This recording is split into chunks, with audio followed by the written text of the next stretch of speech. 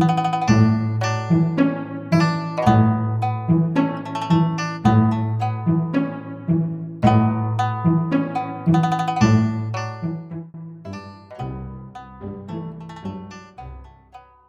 風雨像一場突如其來的考驗，街道的燈光被雨幕折射成斑斕的光環。年輕的咪咪販香水的小攤販阿香，站在巷口的小棚旁，木箱裏藏着各式各樣的香水，瓶口貼着手寫價籤。他的香水並不賣得特別多，卻用香氣講述着一個個故事。他相信氣味能帶人回到記憶最柔軟的角落。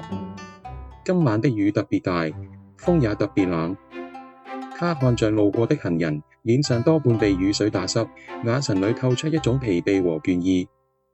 就在他打理攤位時，一位陌生男子停在雨柱前，像是被雨水的牆阻擋了方向。他的外套濕透，肩膀微微抖，他的鼻尖似乎嗅到了某種熟悉的香氣。阿香先是愣了下，隨即微笑，從攤位裏揀出一小瓶他可能喜歡的香氣，海風的鹽味，木木梳的清新，還有一滴淡淡的檀香。男子看了他一眼，微微點頭，說自己在找一種香味，能讓他想起多年前失散的妹妹。雨聲變得更急，像要把所有秘密都淋透。阿香聽到這句話，心裏一陣酸甜。他自己也有過類似的經歷，年輕時的父母在他還小的時候就離開了，而他用香水拼湊出家裏的溫暖。他突然明白，香水的香氣不只是氣味，更是情感的通道。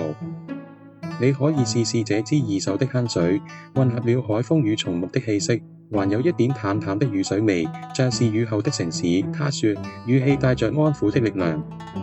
男子的眼眶微紅，他深呼吸，像是在用香氣替往昔的日子做一次對話。雨越下越大，牆上的水珠像細小的心跳，滴在攤位的木板上，發出輕微的聲音。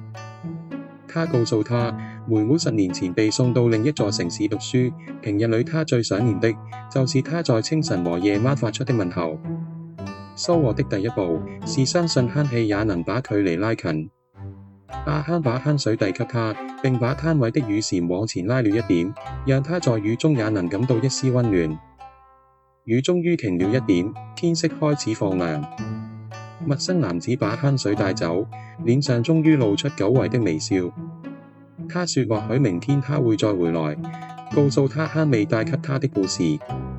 阿香望着雨後微亮的天，感到胸腔裏有一種久違的暖意。原來，當香氣遇上情感，記憶就會重新找回路徑，家也會再度溫暖地綻開。